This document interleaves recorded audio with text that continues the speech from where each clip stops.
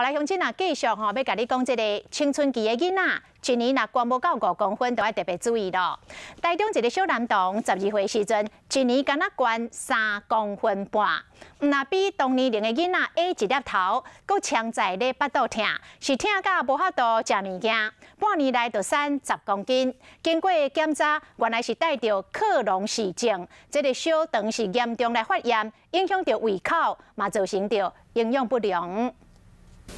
175公分的小斌徛咧比医生甲因老母较悬，互人想袂到讲，伫12岁时，伊是医班上矮。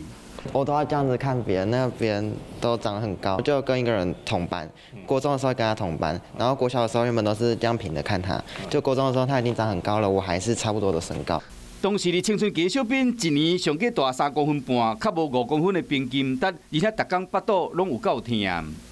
有火在肚子烧的感觉，然后会一直吐。逐工拢食袂落饭，当作讲是胃肠炎，家长着急到4界去找医生，经过2个月检查，才发现讲伊得着克隆氏症。